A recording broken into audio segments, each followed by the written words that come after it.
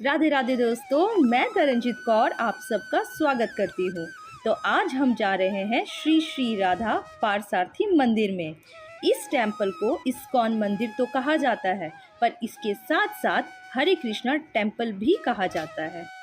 यह मंदिर east of Kailash में स्थित है और इस मंदिर तक जाने के लिए nearest metro station Nehru place पड़ता है। फिर वहाँ से आप ऑटो या रिक्शा लेकर 5 से 10 मिनट में मंदिर तक पहुँच सकते हैं। आप अगर अपनी खुद की पर्सनल व्हीकल से आते हैं तो फ्री पार्किंग की सुविधा भी यहाँ पे मौजूद है, जो कि बिल्कुल निःशुल्क है। तो दोस्तों, आप जब भी आओ अपनी कोई भी गाड़ी लेकर, आपके यहाँ पे कोई भी चार्ज नहीं लगेगा। तो चलिए चलते हैं। परंतु हम अभी पार्किंग एरिया से जाएंगे और पहले खाटू श्याम मंदिर का दर्शन करेंगे। दोस्तों, खाटू श्याम मंदिर बिल्कुल ही पार्किंग एरिया से पास में पड़ता है। तो चलिए आपके भी दर्शन कराते हैं खाटू श्याम मंदिर में। आप यहाँ भी आके दर्शन करें और खाटू श्याम जी से उनका आशीर्वाद लें।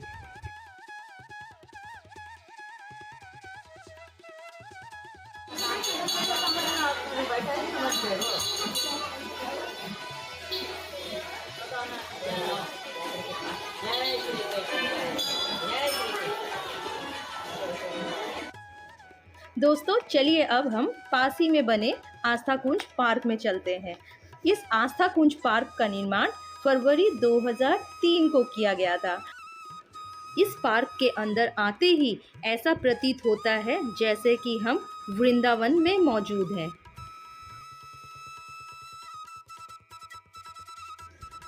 इस पार्क में आपको जगह जगह पर हरियाली ही हरियाली देखने को मिलेगी और हर पेड़ों पर श्री राधा रानी का नाम लिखा हुआ मिलेगा।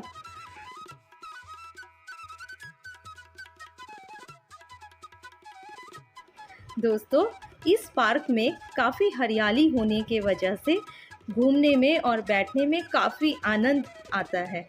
तो आप जब भी अपने परिवार के साथ आए, यहाँ पे टाइम भी ज़रूर बिताएं।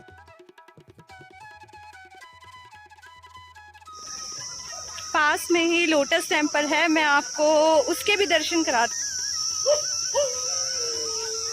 आप देख सकते हैं मेरे पीछे लोटस टेम्पल है। मैं आपको जाती हूँ, सामने से जाके दिखाती हूँ। दोस्तों, लोटस टेम्पल को कमल मंदिर भी कहते हैं। यहाँ आने के लिए आपको कालकाजी मेट्रो स्टेशन नियरेस्ट पड़ता है। मैं जो अभी आपको दिखा रही हूँ, ये लोटस टेम्पल का बैक साइड है। यहाँ भी निःशुल्क एंट्री है और मंडे को लोटस टेम्पल बंद रहता है। साथ ही आस्था कुंज पार्क में बच्चों के खेलने के लिए झूले और जिम की सुविधा भी मौजूद है। यहाँ कोई भी अपने पालतू पशु को भी अपने साथ ला सकता है।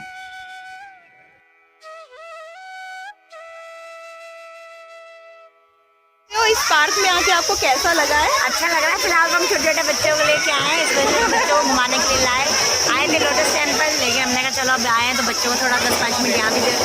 चलिए, बहुत बढ़िया, बहुत अच्छा इन्वायरमेंट है ना यहाँ पे बना हुआ पार्क में। चलिए, बहुत अच्छा, थैंक। तो चलिए दोस्तों, अब चलते हैं मंदिर के अंदर। ये आप देख सकते हैं, ये इस्कॉन टेम्पल का एंट्रेंस गेट है और यहाँ पर आपको माथा ढककर ही अंदर जाना है। यहाँ पर 2 द्वारपालों की प्रतिमाएं हैं।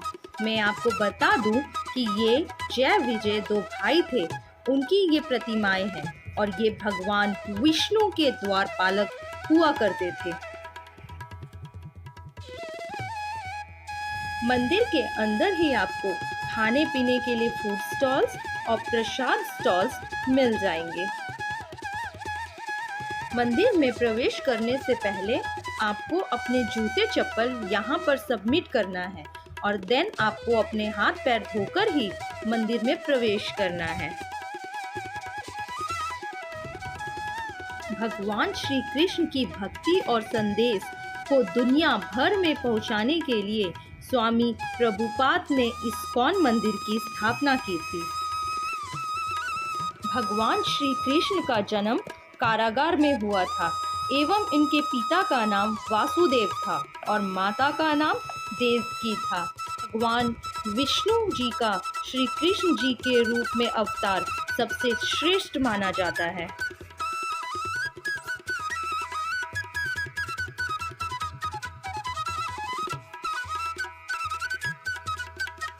सबसे पहले आप भगवान गौरमताई जी के दर्शन कर सकते हैं। श्रीमद् भागवत में श्री कृष्ण ने यह कहा है कि जब जब धरती पर धर्म की हानि होती है और अधर्म बढ़ने लगता है तब तब वे अवतार लेते हैं और धर्म की स्थापना करते हैं। और इस मंदिर का पावन भजन है हरे रामा हरे कृष्णा। आप यहाँ पर अक्सर भक्तों को गाते झूमते सुनेंगे। यहाँ पर आप देख सकते हैं कि शाम की आरती के लिए बहुत सारे भक्तजन इकट्ठा हो गए हैं। इस मंदिर की नक्काशी और बनावट बहुत ही सुंदर है। इस मंदिर की जो हाइट है वो 90 फीट है।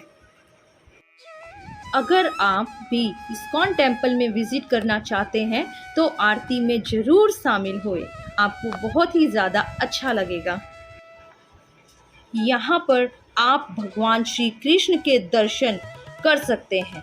मंदिर में भगवान श्री कृष्ण और राधा रानी को बहुत ही खूबसूरती से सजाया गया है। भगवान के इतने सुंदर दृश्य के दर्शन करके आपको भी बहुत मन को शांति मिलेगी।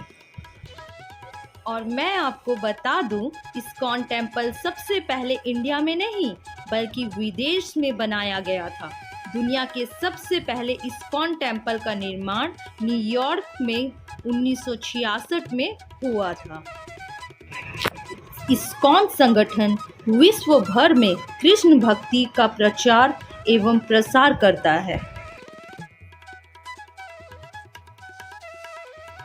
यहाँ पर आप दर्शन कर सकते हैं भगवान राम, सीता मैया और लक्ष्मण जी के। त्रेता युग में राक्षसों और रावण का बहुत ज़्यादा आतंक था जिससे देवता भी डरते थे। उसके वध के लिए भगवान विष्णु ने राजा दशरथ के यहाँ माता कौशल्या के गर्भ से पुत्र रूप में जन्म लिया। इस रूप को ही भगवान राम के नाम से जाना जाता है।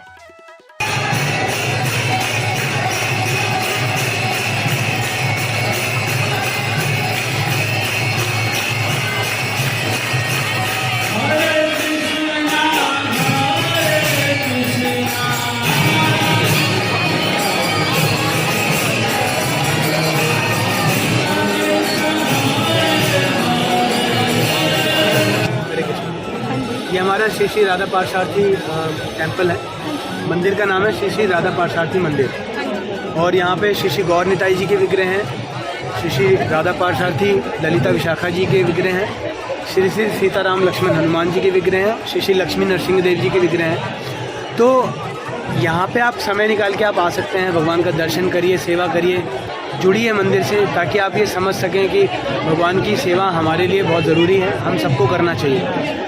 तो भगवान जो है वो सबको शरण प्रदान करते हैं। हमारे जीवन में कोई भी कष्ट आता है तो वही एकमात्र ऐसे व्यक्ति हैं जो हमें जो है समस्त कष्टों से छुटकारा दिला सकते हैं। ठीक है। अब महत्वपूर्ण बात यह है कि भगवान के साथ हमारा क्या संबंध है कि हम जो है उनकी सेवा क्यों करें, है ना। सेवा इसलिए करें क्योंकि भगवान के साथ हमारा प्रेम का संबंध है ना। भगवान और भक्त के बीच में प्रेम का संबंध होता है ना। इसीलिए भक्ति करी जाती है, इसीलिए भक्ति की जाती है। इसीलिए हमें उस संबंध को निभाने के लिए ही हम सेवाओं में जुड़ते हैं। जैसे एक बच्चा अपने माता पिता की सेवा करता है, वैसे ही भक्त जो है भगवान की सेवा करता है। तो माता पिता प्रसन्न होते हैं बच्चे की सेवा से, वैसे ही भगवान की सेवा से, वो भक्त की सेवा से भगवान प्रसन्न होते हैं। तो ये महत्वपूर्ण है। हमें क्या है कि समय भगवान ने 24 घंटे दिया है। थोड़ा समय भी अगर हम भगवान की सेवाओं में जुड़ जाएं तो हमारे लिए बहुत कल्याण की बात है, हमारा कल्याण हो जाएगा। तो इसलिए समय निकाल के भगवान की सेवा में आइए, जुड़िए, और हो सके सप्ताह में एक दिन आइए। बाकी आप क्या है? टाइमिंग वैसे सुबह 4:30 बजे मंदिर खुलता है। फिर सबसे पहले मंगल आरती होती है, और उसके बाद तुलसी आरती है, नरसिंह भगवान की भी आरती होती है, तुलसी आरती होती है। फिर सुबह के टाइम में लगभग 5:15 साढ़े 5 बजे के आसपास जो है टेम्पल कुछ समय के लिए बंद होता है, फिर 7:15 बजे दर्शन खुलता है। तब उस बीच में भक्त लोग यहाँ जप करते हैं बैठ के। वो मैंने देखा बीच में लोग उस बीच में भगवान के जो भक्त हैं, ये मंदिर में मॉर्निंग में आप कभी आएंगे तो यहाँ देखेंगे भक्त लोग हरे कृष्ण महामंत्र का जप करते हैं। और कुछ भक्त लोग यहाँ पे नए भी आए हुए होते हैं, वो भी उसमें शामिल हो जाते हैं। फिर 7:15 बजे श्रृंगार दर्शन होता है, भगवान पूर्ण रूप से जो है अपनी फुल सुंदर ड्रेस पहन के भगवान का दर्शन होता है। और उस समय पे श्रृंगार दर्शन जब होता है उसमें गोविंदम आदि पुरुषम जो है आरती के रूप में भजन जो है रिकॉर्डेड भजन जो है वो चलाया जाता है। फिर उसके बाद प्रभुपाद जी की जो है गुरु पूजा होती है। फिर उसके बाद में भगवान का दर्शन करने के लिए दर्शनार्थी आते रहते हैं। फिर दोपहर को भी एक आरती होती है 12:30 बजे, इसमें भी भक्त लोग शामिल होते हैं दोपहर के समय में। अगर आप संडे के दिन आएंगे तो हमेशा ऐसी भीड़ होती है संडे के दिन यहाँ पे? अभी क्या है कि संडे के दिन क्या है कि मंदिर में ज़्यादा भीड़ होने लगी है, तो इसलिए थोड़ा सा यहाँ बैरिकेड वगैरह लगा दिए गए हैं। और समय का क्राउड को थोड़ा कंट्रोल करने के लिए समय का थोड़ा सा भक्त लोग समय के अनुसार थोड़ा दर्शन कर पाएँ, इसलिए बैरिकेड्स लगाए हुए हैं। तो आप अदर किसी और दिन अगर आप आते हैं तो आपको इतना ये बैरिकेडिंग नहीं मिलेगी आपको, आप यहाँ पे दर्शन इजीली कर पाएंगे। लेकिन संडे के दिन थोड़ा सा आपको मुश्किल होगी क्योंकि भीड़ ज़्यादा होगी, इसलिए। तो यही है, शाम के टाइम आरती का भी समय है, शाम के टाइम गौर आरती होती है और 9 बजे मंदिर बंद होता है। और आप इस बीच में कभी भी आप दर्शन करिए। बीच में दोपहर को जो है 1 बजे से लेकर 4 बजे तक लगभग टेम्पल जो है क्लोज करते हैं, भगवान उस बीच में रेस्ट करते हैं। तो उस बीच में जो है आप मंदिर में अगर हैं तो आप यहाँ लाइब्रेरी भी है, लाइब्रेरी में बुक रीडिंग कर सकते हैं। अगर आप शॉप में जाके कुछ ले सकते हैं, अगर आपको कुछ खाना पीना है तो यहाँ प्रसाद भी, स्नैक बार में कुछ स्नैक्स ले सकते हैं, या गोविंदा रेस्टोरेंट है तो दोपहर को लंच वगैरह भी वहाँ पे होता है तो वो ले सकते हैं। तो यहाँ पे सुविधाएं बहुत अच्छी तरीके से हैं और ये एक प्रकार से भगवान की सेवाएं जो चल रही हैं, इसमें आप अपना यूज कर सकते हैं। भोजन प्रसाद जो दिया जाता है तो उसमें भी सहयोग आपका हो जाता है। साल में जो है 2 बार कभी आवश्यकता पड़ती है तो 3 बार भी वस्त्र हो जाते हैं, दिए जाते हैं, मेडिसिन दी जाती है अगर उनको आवश्यकता पड़ती है। तो इस तरह से कई सेवाएं, विग्रह सेवा भी चल रही है। और टेम्पल में जो है कई प्रकार की शिक्षाएं दी जाती है, भगवद गीता से संबंधित, भागवतम से संबंधित शिक्षाओं से संबंधित जो है सेमिनार्स भी होते हैं। वो सभी प्रकार की सेवाएं अलग अलग प्रकार से चल रही हैं। मंदिर के रखरखाव के लिए भी दान होता है। तो जैसे आप चाहें आप मंदिर से जुड़ सकते हैं और आप सीखें, भगवान के विषय में जानें। जितना सीखेंगे आपको अच्छा लगा आपसे मिलकर, आप आते रहें, मंदिर समय आने का प्रयास करें। मंदिर के अलावा आप विजिट कर सकते हैं वैदिक म्यूजियम में। इस्कॉन मंदिर में यह एक ऐसा म्यूजियम है जो वैदिक संस्कृति का ज्ञान देता है और यहाँ पर पीतल से बनी देवी देवताओं की मूर्तियाँ स्थापित है। दोस्तों, हमने कोशिश की है कि आपको भी अच्छे से दर्शन कराएं। अगर आपको भी ये वीडियो अच्छा लगा हो तो प्लीज़ कमेंट सेक्शन में हरे रामा हरे कृष्णा लिखना ना भूलें। भगवान विष्णु ने धरती पर कई बार अवतार लिया है। भगवान विष्णु के 24वें अवतार में कहा गया है कि कल्कि अवतार के रूप में उनका आना बाकी है। उनके 23वें अवतार अब तक पृथ्वी पर अवतरित हो चुके हैं। इनमें से 8वां अवतार जो है वो भगवान श्री कृष्ण का है। द्वापर युग में भगवान श्री विष्णु ने भगवान श्री कृष्ण का अवतार लेकर अधर्मियों का नाश किया।